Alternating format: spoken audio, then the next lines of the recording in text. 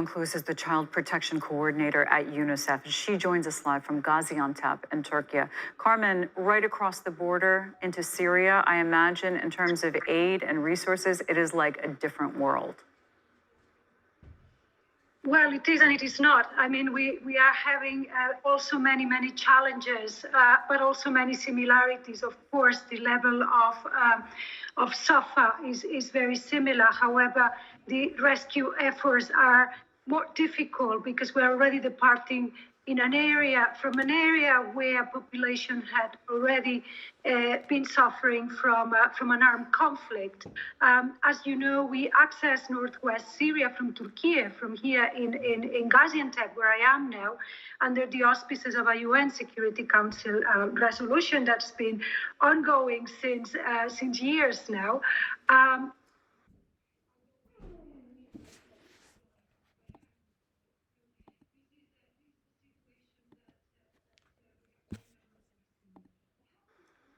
The difference is also that we are responding to an area where there is no government. The government of Syria has no access or presence in the area, and therefore already our implementation capacity was going through our NGO partners.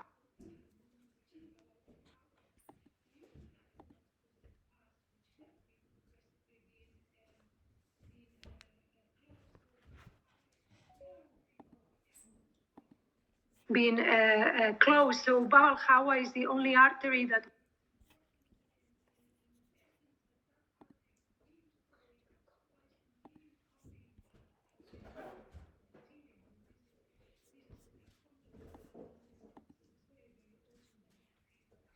we have to respond to the northwest at the moment, and it's important and of essence that artery continues flowing and that supplies continue coming and getting into northwest Syria. I mean, this is fundamental at the moment, and it's very urgent that we continue that artery.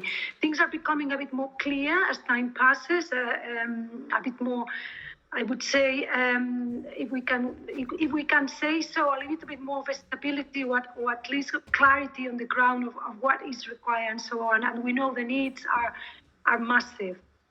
You know, one thing that I think is striking to see, and also viewers notice it, when you look at scenes of rescue, for example, in Türkiye, you see at times dozens of crews from multiple countries, multiple organizations, all focused with equipment and dogs and teams and all of the technology. And then in Syria, you see a similar scene where somebody's trapped under rubble, and you see it's basically villagers pulling this person out with their bare hands. I mean, quite a difference in resources there.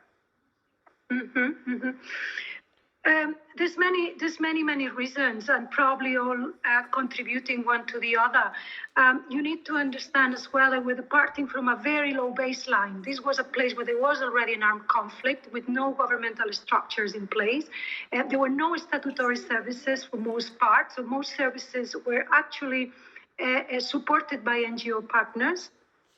And also the fact that our access has not always been a given. I mean, even now we have a very limited time frame that we have where we will be able to continue operating in Northwest as it is.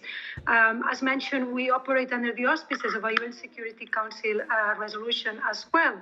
The fact is that there are few rescue teams at the moment. I mean, many are, they existed already before.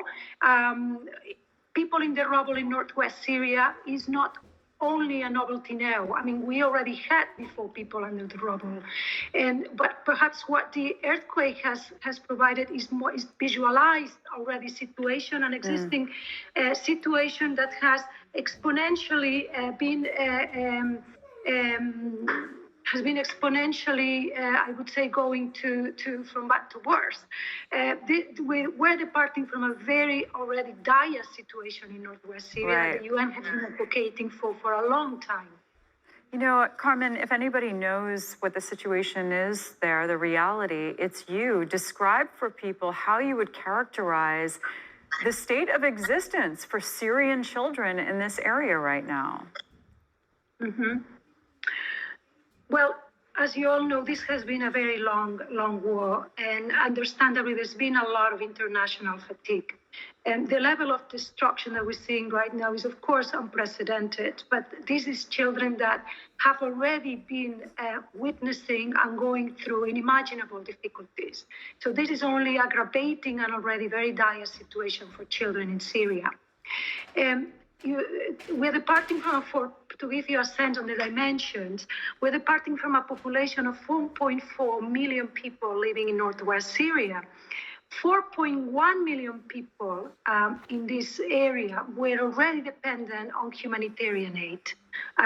So this means that we are actually responding to an emergency that was already an emergency. So we're utilizing the structures that were already precarious at the time to respond to an existing emergency, to be able to respond to the effects of an earthquake of these dimensions.